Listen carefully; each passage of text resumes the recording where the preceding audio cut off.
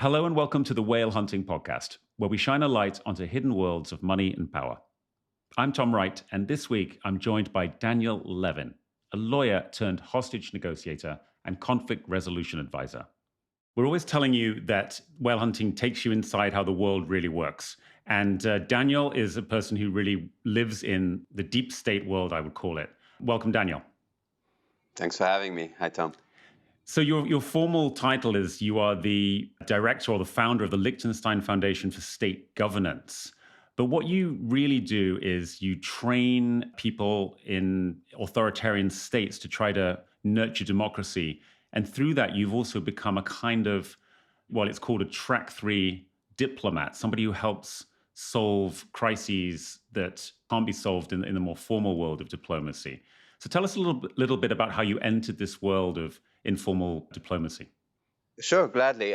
In 2008, I started negotiations with the princely family in Liechtenstein. We had developed a platform that was a form of e-government, essentially, in the late 90s to work in countries that really had been destroyed either by civil war or natural disasters all over the world. And rather than bring in McKinsey or World Bank people or LSE people to tell the Democratic Republic of Congo, or at the time Zaire, how to rebuild their country or create parliamentary democracies, what we did is we spent a few years developing a best practices modular form of economic reform, and then licensed it to those countries and trained next generation young people to use it. That was in the late 90s. Africa, Southern Africa was emerging. Eastern Europe was emerging, obviously, in terms of major political upheaval. And that approach of, rather than bringing in outside experts, was a novel way of dealing first with economic reform, then political reforms. And before I even did that kind of work and was a corporate lawyer, my initial beginning was in academia, dealing with conflicts between secular and religious legal systems.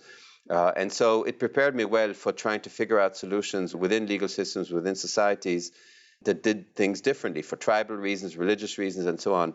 The princely family found this approach interesting and decided to start a foundation, the Liechtenstein Foundation for State Governance, based on that, which is developing modules to allow countries that are emerging from civil war or will emerge from civil war identify next generation leaders and train them, give them the tools to actually succeed, whether that's in politics, in military, in civil society.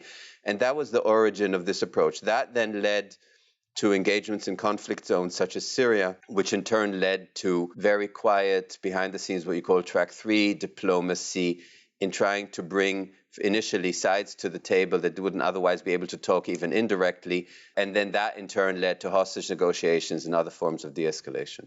Well, that brings us to your fabulous book, Proof of Life, from a couple of years ago, which is about the incredible story of how you were drawn into attempts to find an young American who'd been taken hostage in Syria during the conflict there. So tell us about how hostage negotiations really work and what you've learned about trying to get people back from these regimes.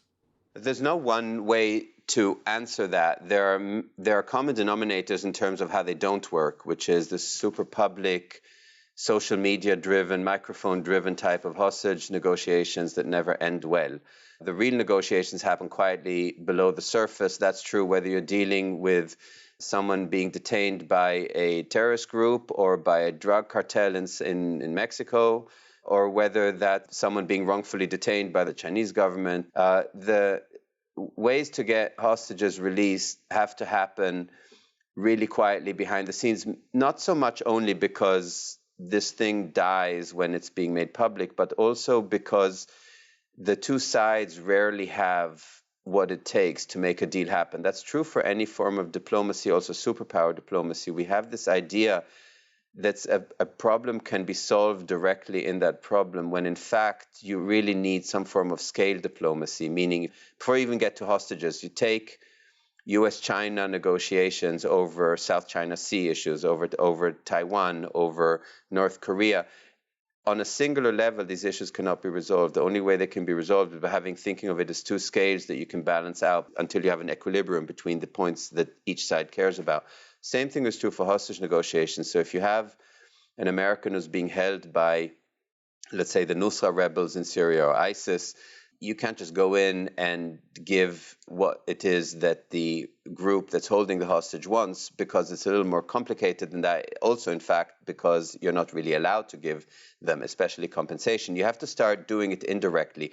There may be another group that has something of value and you can compensate that group. Or it may be that the mother of a hostage taker requires chemotherapy for breast cancer and you can arrange for that in Germany. You start to have a network of favors and counter favors that works. That, of course, becomes infinitely more difficult when you either have many, many hostages like you have right now in Gaza following October 7th, or when you have something that's being played out in public, such as journalists who are being wrongfully detained. That becomes more difficult because it is so hard to do something quietly below the scenes.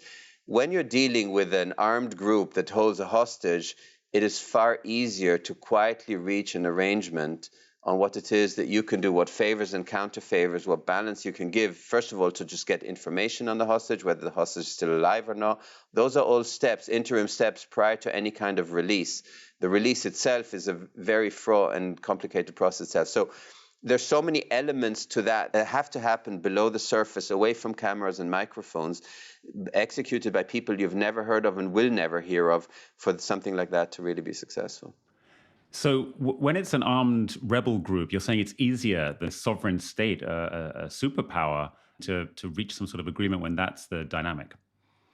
It does, because what happens with let's say, an armed group in Syria or in Yemen or in Libya, or a drug cartel that holds someone, is ultimately, it's not even just when it's not only about negotiating the price.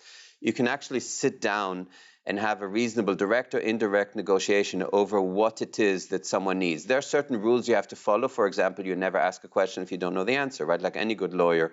So you cannot just go to a hostage taker and say, what would it take? Because if they ask you for something that you can't do, you basically decide the death sentence. It's a very nuanced approach to getting the information you need before you even ask the question. By the time you ask the question, you have to know that you can actually satisfy the person making the request. The problem with a wrongfully detained journalists, aid workers, even diplomats in countries all over the world is there's a very, very small window where you could reach an agreement before this thing went to the courts. Once it starts going to the courts, the country detaining the person starts to suddenly act like it is a law-abiding country, in the sense that the legal process has to play out and there has to be a conviction, and then the president can ride in on a white horse and declare an amnesty as part of a hostage swap. But that can be years down the road. It has happened. It has happened with people wrongfully detained. We got involved with someone wrongfully detained in Russia and also in China. And before it ever was made public, within 5 days, you can effect a release there. If you miss that window, now it gets much, much harder. And it's that at that moment, your track 3 efforts move, for example, to getting information on the person detained, to getting medication to the person detained. So it really depends on what stage you're at. But this is what makes the official process so difficult. What you're saying is once it gets into the media and into the courts, then it becomes a much more knotty problem. Yeah, so when that window closed, the efforts move away from negotiating a release to accelerating the release, meaning trying to reduce that time period. You can start negotiating the penalty and the performance of the legal process, as well as the safety of the hostage. And then when you're dealing, of course, with the insurgent groups, the risks are even higher, aren't they? Because that's when you get the beheadings, like James Foley. I think it was a decade ago now. He was tragically beheaded in Syria. And then, of course, your own involvement with the hostage negotiation for your book, Proof of Life. When you're not dealing with a government, however sort of outside the lines the government is acting, the insurgent groups are much worse, and the stakes are often a lot higher, which is death, right? They're much higher. There's an element of, in the case obviously of James Foley and Stephen Sotloff and then Kayla Muller, who was executed in early 2015. It was the fall of 2014 and early 15 were particularly gruesome. It was also the time that the events in my book take place. The problem that you had there is that ISIS at the time took hostages for the shock value of their execution, and they treated it as a recruitment method. And there was basically in the same way with that, if you recall, the Jordanian fighter pilot who was captured and then burnt alive in a sort of a staged terrible video and disseminated all over the world. That's something that's almost impossible to intervene in. It's quite rare, I will say, even in Afghanistan, in Yemen, in Libya, it's quite rare that people get taken hostages just for the shock value of the execution. But the fall of 2014 was a terrible time, a really terrible time from that perspective. And sometimes the hardest things for us to do is to really, unfortunately, talk to parents and say that there's really nothing we can do. It would be misleading to claim that we can help when we can't. So that happens. It's terrible. The families and the relationships that stick with me are not the hostages that get out. They get on to their lives, and I rarely have anything to do with them afterwards. Again, the relationships that stick with me and that keep me up are the ones that never get out, where we actually failed. And in fact, in my book, I chose to write about a case where I was unable to help, actually. So it is far more impactful on our lives when we failed than in the ones that we got out. Yeah, you should go read Proof of Life. It's a fantastic book and shows how these kinds of fraught negotiations happen, and with Daniel at the center of it. So Daniel, you work a lot in Libya and in Yemen, and the idea is there that with your foundation in Liechtenstein, you want to train people in those countries so that they don't become failed states. I mean, you could argue Yemen is a sort of a failed state. Libya is getting a little bit better, right? But the idea is that these places don't become the next Afghanistan or a place where terrorists can operate from. I mean, that's the bigger picture of all of this. So where are efforts in those two countries, and what's the prognosis? At the risk of getting a little wonkish, but just to do justice to your question, you don't go to those places and just negotiate peace agreements in a civil war. That's just not meaningful. Those countries are complicated countries. Many a leader has lost his career and his future over Yemen. Nasser, was the beginning of Nasser's end in the 50s when he tried to get active in Yemen. So that's not new. Sorry to break in, but also obviously Mohammed bin Salman in Yemen has not been successful either.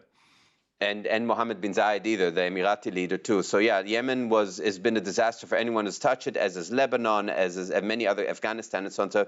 And it's not because there's something inherently wrong with those countries. It's just that you have countries with very tribal structures. Yemen, for example, is about 180 tribes. The idea that you can just come with a Danish style or American style or Swiss style or British style kind of democracy, forgetting the hubris of thinking those democracies are so worth copying for a moment, the idea that you can just copy paste them into a country like Yemen or Libya is simply silly. So our approach of the foundation is not just to identify young future leaders. The idea is not just to teach people, it's terribly patronizing, but rather to work with them on approaches that work for their country. Let me give you an example. In Libya now, we're working on a parliamentary model that is based not just on having a one or two chamber system, but rather having the popular chamber be composed to a large extent, perhaps even 50%, on a sortition-based. So it's like a jury trial. The idea that people are not voted for half of that parliament, but rather get to participate in a rotation system so that you really have a full representation of the population.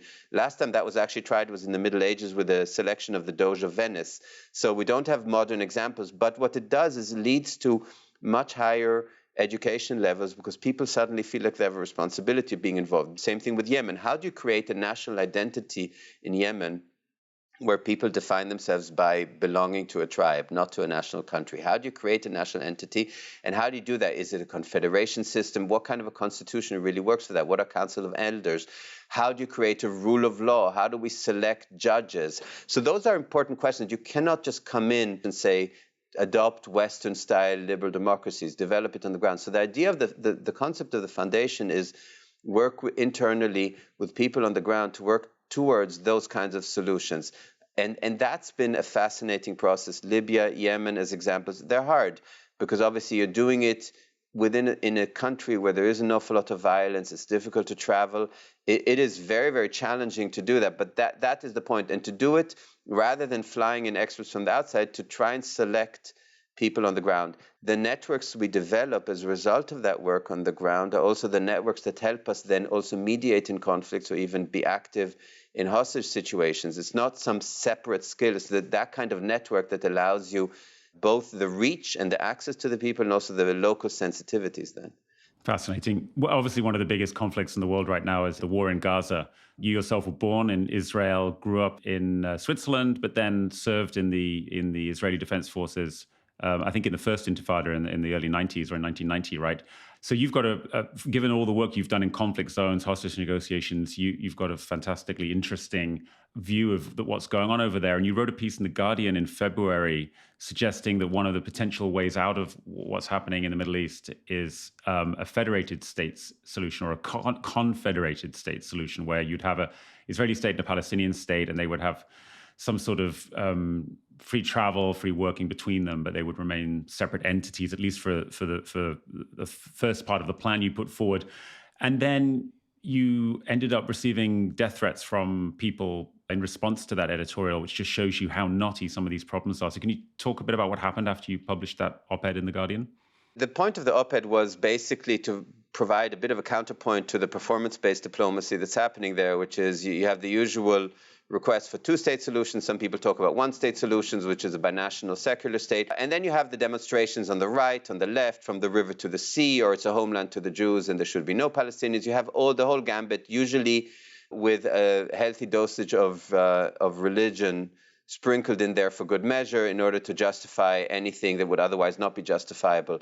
And my point was that if anyone really is interested in ending the bloodshed, to stop just this one-sided victimhood, whichever side it may be, whether it's the Jewish-Israeli side, starting with the Holocaust, all the way to the wars that Israel was attacked from 48 and so on, and the Palestinian side obviously suffering, certainly since 1967, a permanent occupation that's become more and more violent, more and more vicious ever since. I also wanted to debunk the idea that we really can just keep on talking about two-state solutions without really thinking what that means. Because if you're not going to do that together with real investment, real education, a real future for that population, what you're going to get is this large open prison, essentially, that you got in Gaza with massive poverty. And the point was not to attack one side or condone the actions of one side, but rather say, if we're really going to do that, we have to deal with, obviously, the separation of the people, but also add the aspirational element of a one-state thing, which is talk about a way that a Palestinian in Ramallah still can go visit where his grandparents or great-grandparents came from in Jaffa or in Haifa or in Tzfat in the north of Israel, and a Jewish settler who believes that there's biblical value in living on some hill in an outpost in the West Bank can do so too. It's just that you can only vote in your country. And I didn't really expect anyone to think that this is a polemic postulate, because in fact you have examples where that works. The Israeli healthcare system would collapse without Palestinian nurses and doctors who commute every day from the West Bank. So there are examples if you want to make it work, rather than just keep on talking about the silly, empty two-state idea. And what surprised me was that I got threats, including death threats, actually from many sides, but the most perhaps unsurprising, but still the most personal and hurtful ones, came from a far-right Israeli side that treated it essentially like a dirty dog syndrome, which is that you're betraying your own by thinking that we will ever give up permanently the aspirations to the full biblical homeland, which, depending on how zealous someone is, can be from Damascus to Alexandria, it can be from Baghdad to Alexandria. It obviously I'm not trying to be silly about it, but I really got threats, including people who sent me just messages through foundation email, through my author's website, just with my home address or with names of my kids and so on. So it just shows how vicious this conflict has become, where literally just a suggestion on a methodology for ending it without that kind of one-sided approach, suddenly you're treated as a traitor. It was really quite surprising. What has surprised me too, and I want to add that to this discussion, is I got the most interested responses. You get the usual sort of BBC wants to talk about that and all that, but the most interested responses I got from my Iranian interlocutors. And that's an element, you and I haven't even really had a chance to talk about this, but very surprisingly, the Iranians are starting to view the escalation, Israel and Palestine escalation, as one that could have a contagion effect on them, where their approach towards, destabilizing the Middle East and making themselves relevant through satellite allies in Hezbollah, in Lebanon, and Assad regime in Syria, and the Iraqi militias in Iraq, and the Houthis in Yemen. That approach, they're starting to look as having diminishing returns, where they feel they may have reached the high water mark of their influence. And the responses I had from Iranian contacts on this idea of a confederation Palestine is one that they say that's something they might actually cautiously support. Obviously in stages, obviously they want sanctions relief in return, rather than keep on talking about the nuclear issue, which they view as unreliable because any American president can undo it. they're starting to see this as essentially the ladder that would allow everyone to climb down from the trees, including their own. So that, to me, I found very, very interesting.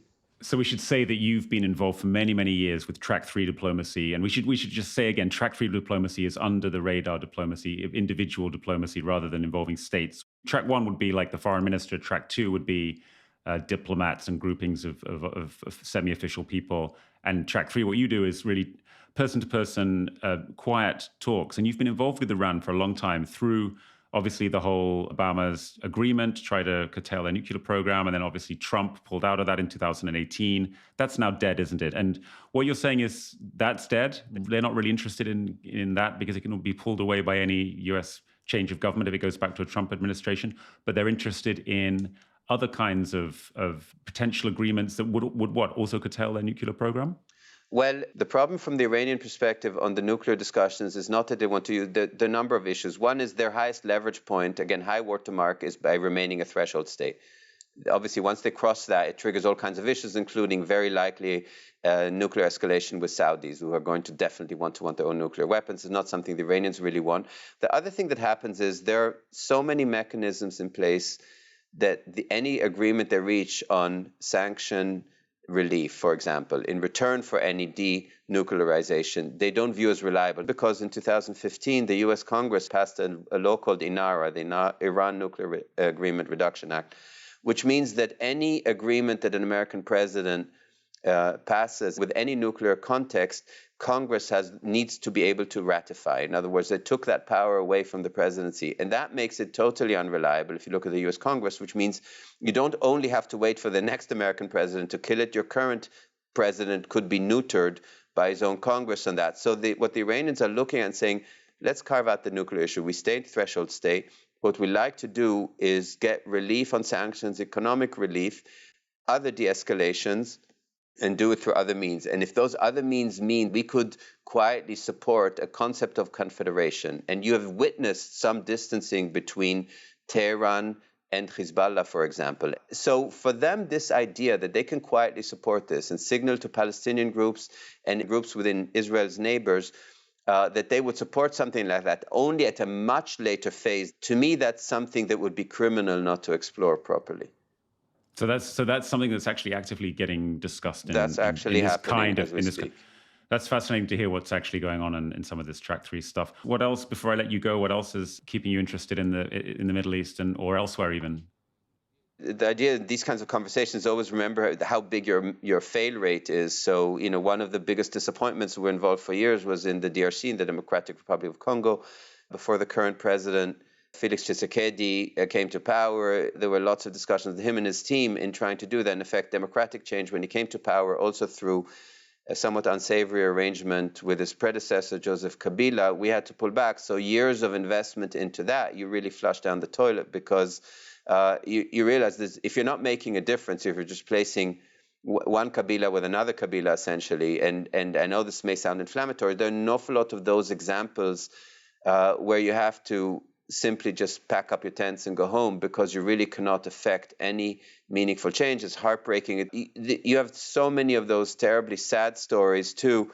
So one area that the foundation is active and does interest us is in de-escalation between the US and China, whether those are issues of Taiwan.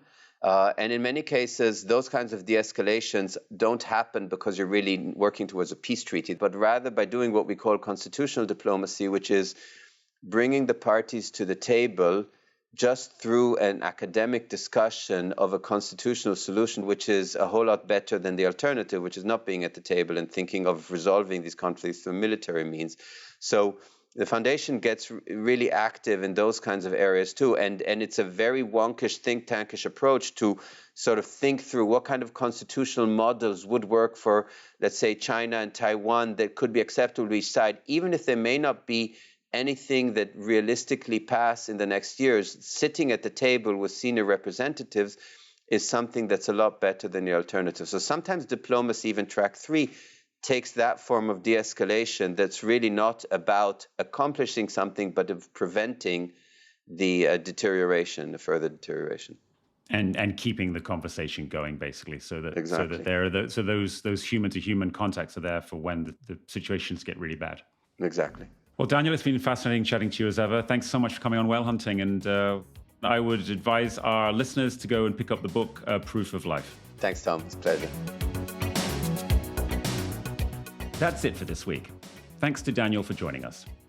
You can find out more about Daniel, his books, and his other work at daniellevinauthor.com. That's daniellevinauthor.com. The best way to stay up to date with whale hunting is to hit follow wherever you listen to podcasts. And you can also subscribe to the Whale Hunting newsletter for updates on the shadowy lives of the powerful and ultra-wealthy at whalehunting.projectbrazen.com. Thanks for listening, and we'll be back next week for more.